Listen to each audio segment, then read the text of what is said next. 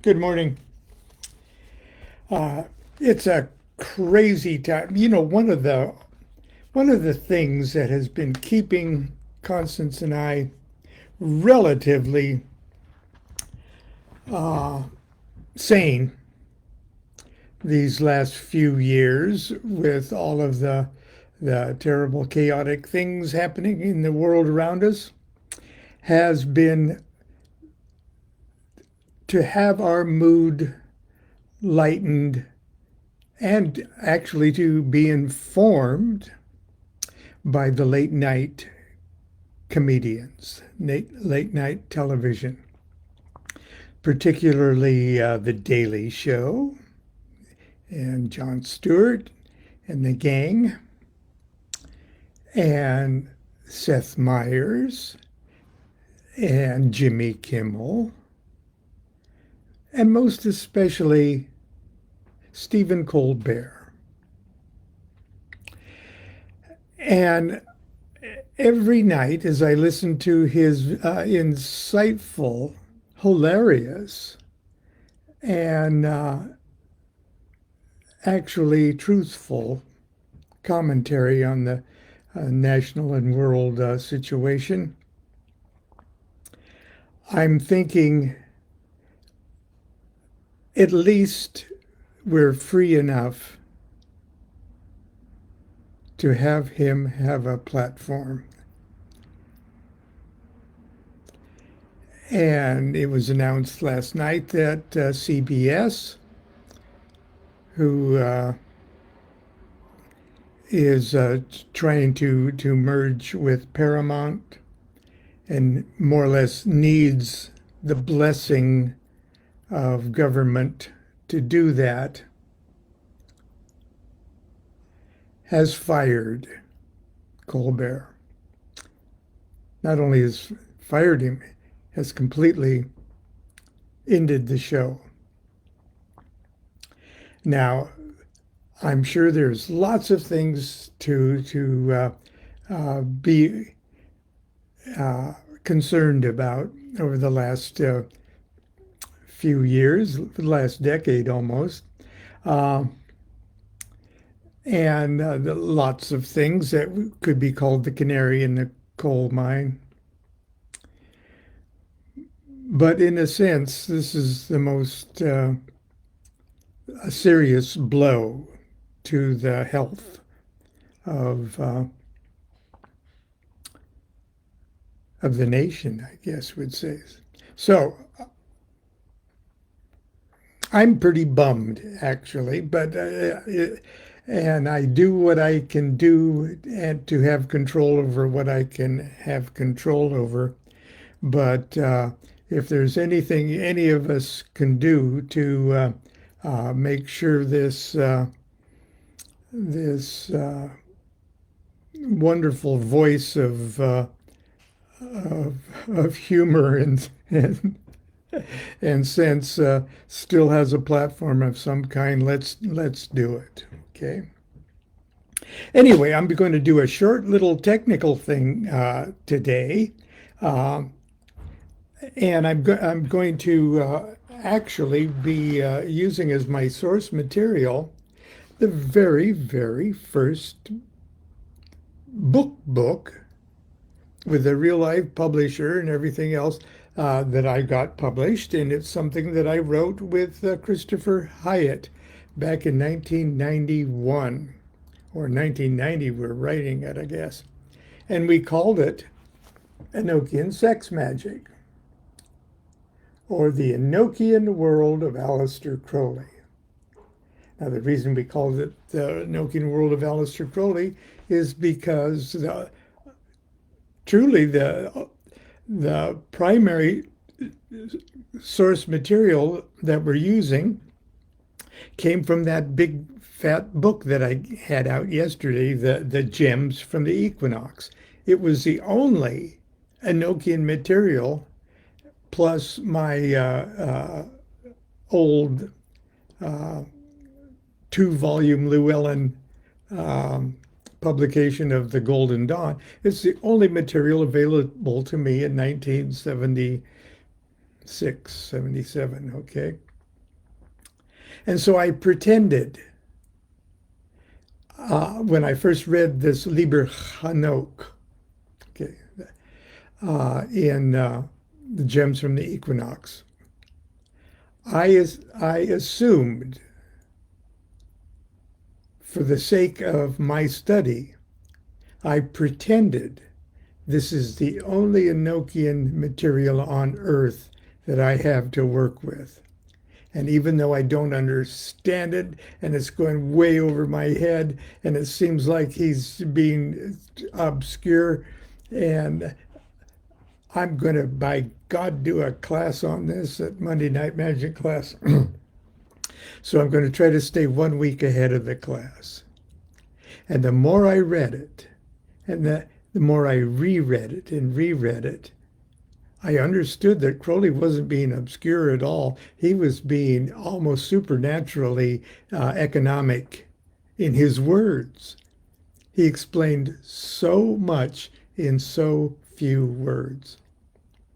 But what I'm going to do today is something very practical that this book has, because I wanted it to be a practical book. I wanted everybody to make their own Enochian elemental tablets. I wanted them to everyone to explore by themselves the 30 Enochian aethers.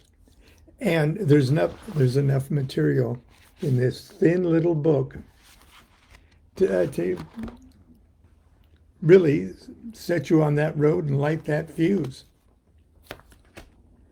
First of all, when you see, well, let's see if I can,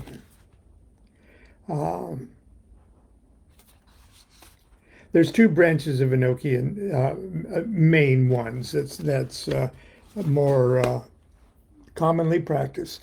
That's the elemental, dealing with fire, water, air, earth, and spirit. And then there's etheric, dealing with heavens and levels of etheric.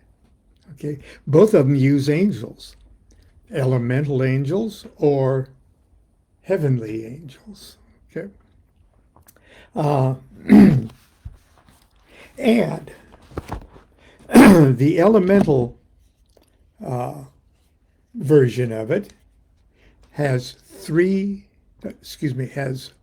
four elemental tablets and one tablet that rules them. This is the tablet of union. There's only 20. Now they're squares, but each of those squares is a pyramid. Now that first row, not row, that first column there, let's see, I'll get it right over there. That first column is mostly white, 3 sides white, but one side there, you can see, is yellow, blue, green, and red for air, water, earth, and fire. So it's 3 parts white, or 3 parts spirit, and 1 part the particular element involved, air, water, earth, or fire. And that one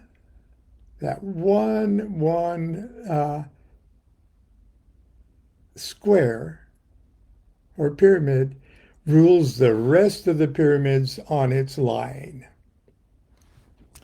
So if we would look at that green one right there, that would be the ace.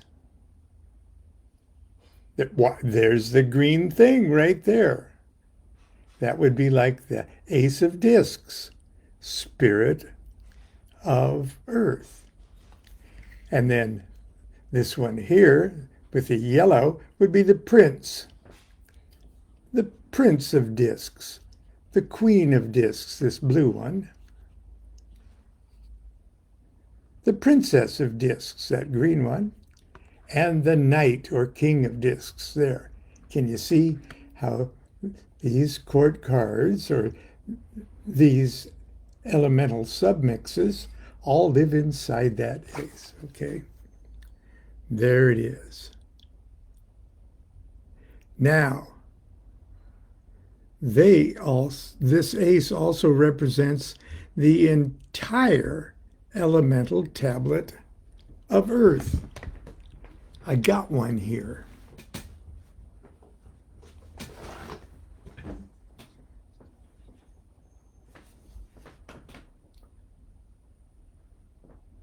There's 156 lettered squares, which are pyramids.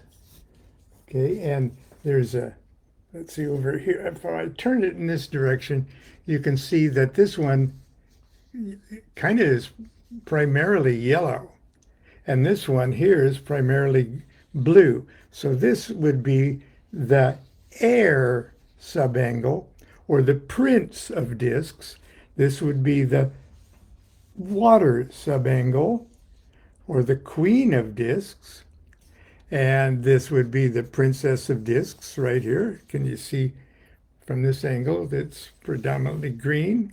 And this one is sort of predominantly red. That's the knight. Okay. Now look how, when we look at it at this angle, we see all of this green.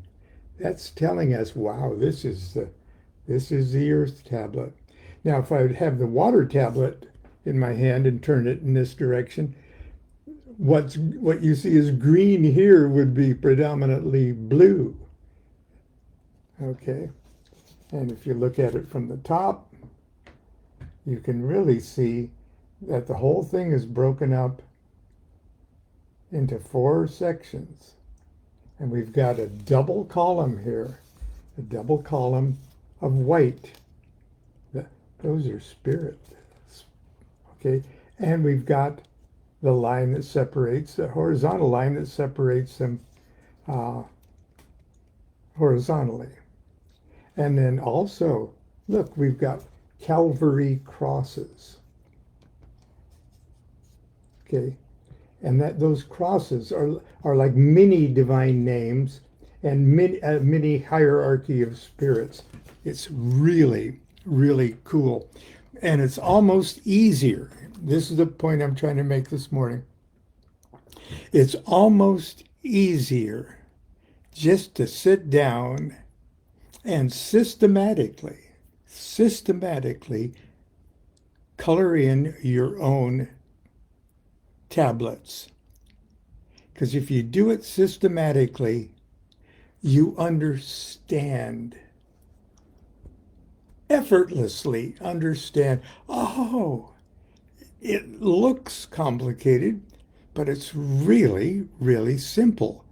And as you're doing that, you're kind of moving stuff around in your own brain, organizing your own brain to this particular kind of logic. And that's the magic of it. To realize that you are a reflection of this elemental world. Okay. Now, when I say it's almost easier for you to just sit down and freaking do it rather than it is to talk about it. And that's what I tried to do in this book. And I want to show you images here of things that you can download from a million sites. Okay, here's a black and white version, and these black and white versions are in Crowley's Liber Hanoch. Okay, it's also in this book, and a million other books. But now, do you see the little triangles? There's 4 different kinds of triangles, one for fire, water, air, and earth. And those are Enochian letters. You can find versions of these tablets with English letters in them. As a matter of fact, Dee and Kelly just have the English letters in it. Okay, so you can figure each one of those little pyramids houses an angel with a one-letter name. And the attributes of that angel, the elemental attributes of that angel, are dictated by the assignment and the particular allotment of the elements to the sides of its pyramid. So this one right there, let's look at this one right here, number 5. That's an Enochian letter associated with, where it would be an A. So that angel's name is A. or okay. And you see there's a air triangle on one side and an air triangle on the other. So it is damn near all air, but it's also ruled by spirit. That's that wheel on top. The method to the madness of the hierarchy is really best shown by the coloring of the cards. And here's what I've done. As you can see from plates 4, 5, 6, and 7, and 8, the squares of the elemental tablets and the tablet of union are really pyramids with flat tops. The pyramid with its 4 sides and top is an especially appropriate symbol for the 4 elements ruled by spirit. Each side of an Enochian pyramid has a very specific attribute. There are 20 pyramids in the Tablet of Union and 156 in each of the 4 elemental tablets. Each pyramid houses an angel with a one-letter name. The attributes of that angel are determined by the positioning of the pyramid on the tablet, whether it's in one of those crosses or in a Rubik thing or in the little crosses or the big cross, etc. Determined by the positioning of the pyramids on the tablet and proportions of the different elements represented on its 4 sides. When 2 pyramids are combined, they form an angel with a 2-letter name, whose attributes are a bit more complex, and so on. To most easily understand how these attributes are determined, I will give the reader the most valuable hint of all. Hand color the plates. Hand color plates 4, 5, 6, 7, and 8.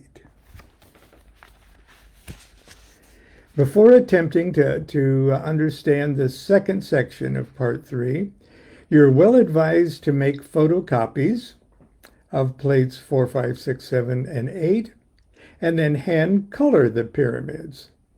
By coloring the pyramids, you will learn in the fastest and easiest way possible the logic behind their construction. And I give the coloring key. There's the coloring key for each of the things. So sides with the spirit symbol are white, sides with the fire symbol are red, sides with the water symbol are blue, sides with the air symbol are yellow, and sides with the earth symbol are green or black. Now there's also planetary and zodiacal ones, and we'll get to that in a minute. I suggest you start with the Tablet of Union. Here's a little one. I got a big oversized one here too. Let's see. Even though it's small, it's a very important tablet for its angels, Exharp, Hakama, Nanta, and Batum, rule the other 4 elemental tablets. Exharp rules air, the air tablet. Hakama rules the water tablet. Nanta rules the earth tablet. And Batum rules the fire tablet. The tablet of union is considered the elemental tablet of spirit. 4 elements are represented in their purest form, undifferentiated by a level of admixture that characterizes the 4 elemental tablets. In other words, if these are like color spectrums, the elemental tablets are really complex prisms that really break up and scatter and combine the elemental colors, if you will. The tablet of union acts in exactly the same manner as spirit acts upon the 4 elements.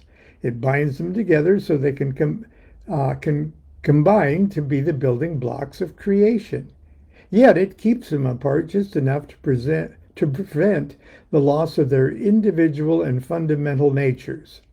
This active and passive quality of spirit is the reason that there are 2 types of spirit pentagrams, active and passive.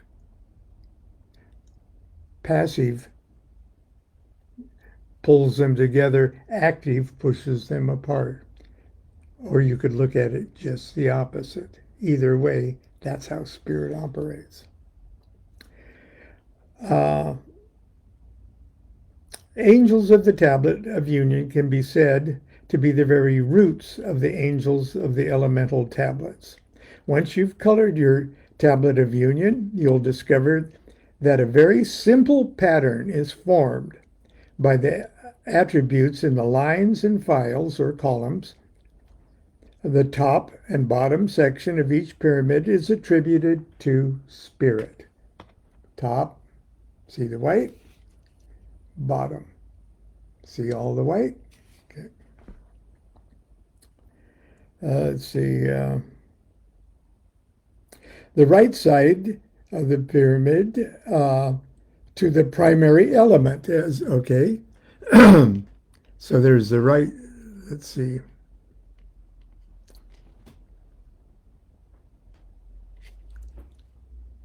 The right side, the primary element.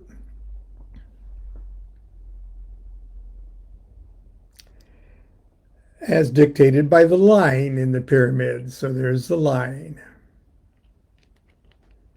So you can, I got it upside down. The right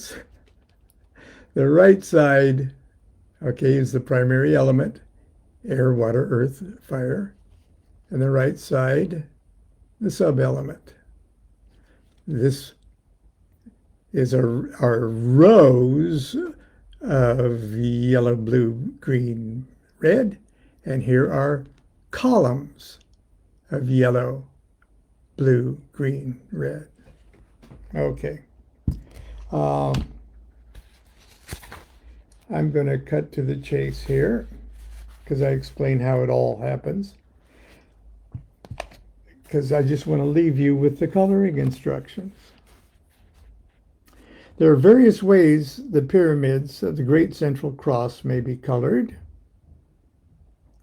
We have chosen the method below because the attributes are uniformly determined through elemental rulership. For the Great Central Cross of the big tablet, top section of each pyramid represents spirit and is painted white. Bottom section of each pyramid of the Great Cross represents the element of the tablet. So, what did I do with that? So, here's the tablet of earth. Here's the Great Central Cross with the 2 columns and the 1 line. And the tops are all white for spirit, and the bottoms are all green for the color of the tablet. Every tablet has the same thing, either with its appropriate color. Okay, there's a lot of other detailed coloring instructions that take care of absolutely every part of the tablet. Every section of the tablet has its own little rules. But the rules are easier to see when you're actually taking the time. Oh, I get all my top ones. Oh, I'm just going to paint all my top ones there. And in a sense, you're creating that inside you. And oh, all the bottom ones, okay, so that's the color of the tablet itself. So, okay, all those are green, okay. You've just organized that within yourself, just with the coloring thing. There's, on that great cross, there are elemental, in addition to their elemental thing, the sides are a zodiac sign and let's see if I can find one. Yeah, here's one. There's a zodiac sign and a planet. In this case, the rulership of the moon is attributed to Earth, actually, yeah. There's a complex ways. Planetary elemental rulerships are based on rulerships or where the planet is exalted, and so they can be a little counterintuitive. Like Saturn, okay, is attributed to air, okay, because of Saturn's rulership of zodiacal signs. But anyway, I didn't really want to make this a workshop on you doing it. I just wanted to say, if you wanted a nice, clean way to break the hymen of Enochian study and get yourself almost immediately into the to the work of wrapping your meat brain around what the elemental and etheric Enochian magic is about, you might want to pick up The Enochian World of Aleister Crowley. And Christopher Hyatt wrote a nice chapter in it about applications of Enochian in sex magic. And it helped sell the books to have that on the title too. Anyway, it's from the good folks at Falcon. I believe it's published by both New Falcon and the original Falcon. Either way, I recommend either or both. That's it for today. I'll see you tomorrow for Sunday school. Until then, continue to be good to yourself, be good to each other. If you think it'll help, write CBS and tell them how pissed you are that they're dropping Colbert. Do what thou wilt shall be the whole of the law. Love is the law. Love under will.